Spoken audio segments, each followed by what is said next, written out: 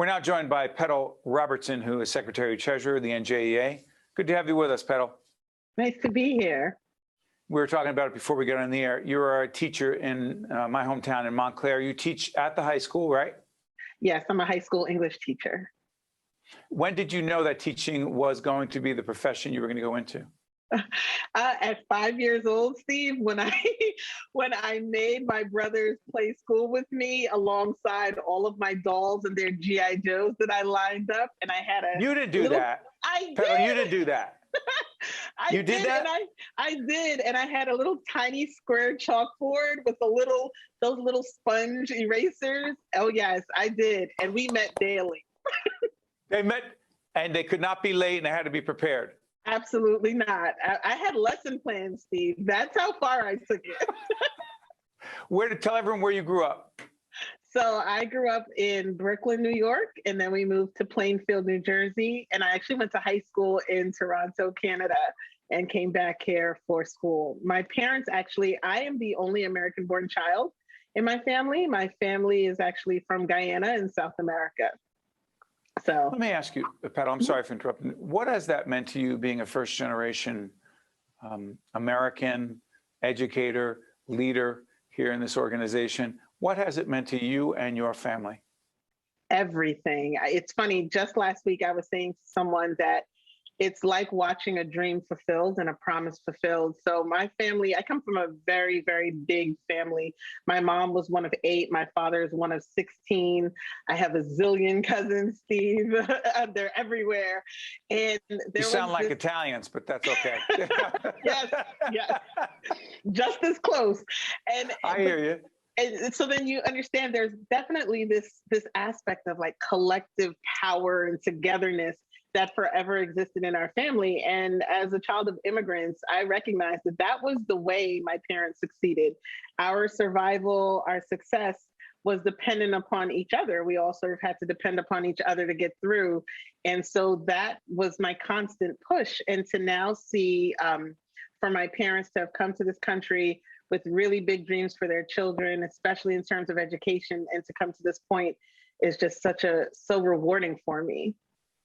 When you were in college, and I believe it was at Seton Hall University, you got involved in activism. So beyond the work in the classroom, or maybe it's not beyond, I mean, it could be a part of it, I'm not sure. You got more and more involved in activism. Be more specific and precise, because this 846 project is fascinating and it's important and needs to be talked about. Put it in context, your activism, please, Petal. Sure. So believe it or not, Steve, I'm actually incredibly shy, even though nobody believes it. And you're about that? Still? I don't know. But I think, part of one of the beautiful things that I say I got from my mother is this, I'm unable to watch an injustice and just stay quiet. And so that's what started. And it started in college. I saw it for the first time in college. And I became the president of what was called the African Student Leadership Coalition. And it really was an umbrella organization for all of the different coalitions serving students of color.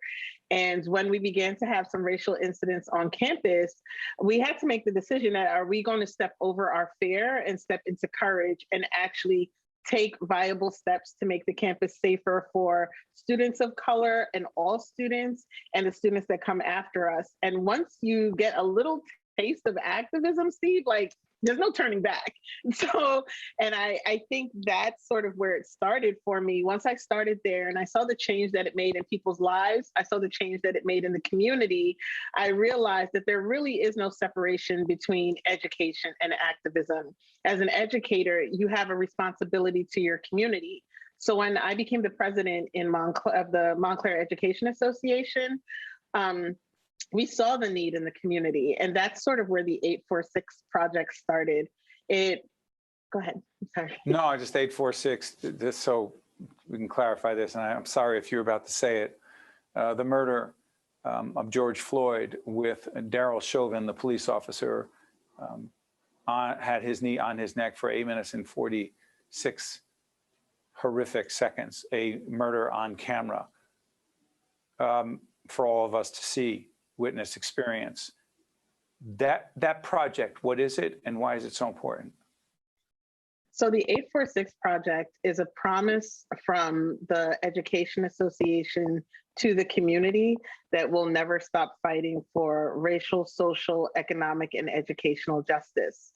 That 846, those horrible 8 minutes and 46 seconds, are the constant reminder of all the ways that oppression and inequities stifle our children, stifle our teachers, stifle our community. And so for the 846 Project, we decided to make a focus on how do we rebuild our community? How do we focus on our children when it comes to creating equitable learning environments? And so from the 846 Project, one of the things that we did is we decided to hold community conversations.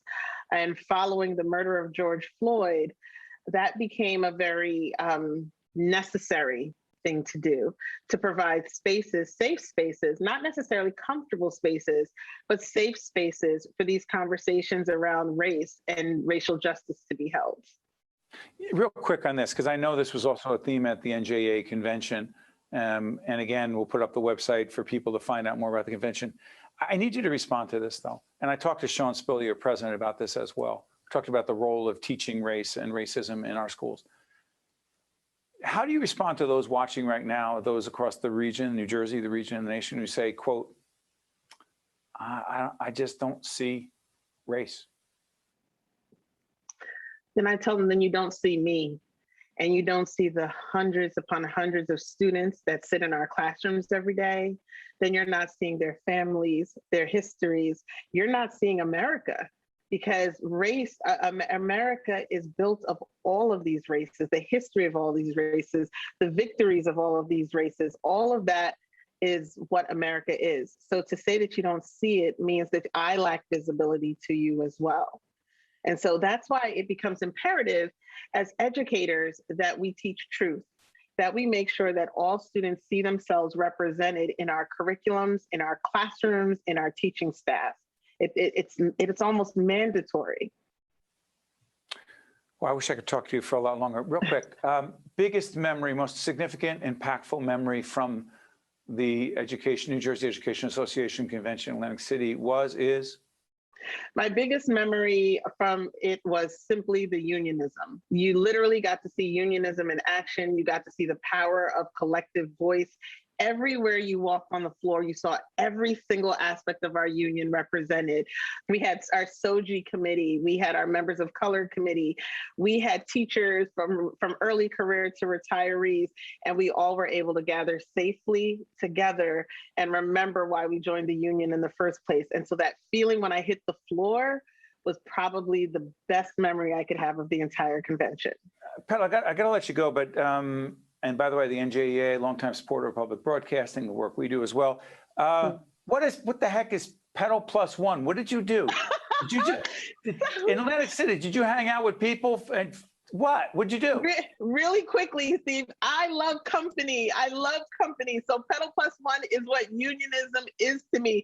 Unionism is about being together. So for the Petal Plus One, what I have decided all year, and including convention, every time I'm getting invited to something, I want to make sure that I'm bringing a member along with me. Not necessarily the local president, any rank and file member, that they can come along and they can be on this journey with me so that we can journey together, because that's what being a union is about. So I had a lot of Petal Plus Ones with me in Atlantic City. Yeah.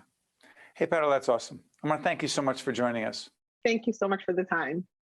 One-on-One with Steve Adubato has been a production of the Caucus Educational Corporation. Funding has been provided by the Russell Berry Foundation, Holy Name, TD Bank, the Port Authority of New York and New Jersey, Kane University, NJ Best, New Jersey's 529 College Savings Plan, NJM Insurance Group, Community Food Bank of New Jersey, and by Summit Health. Promotional support provided by bestofnj.com and by northjersey.com and Local IQ, part of the USA Today network.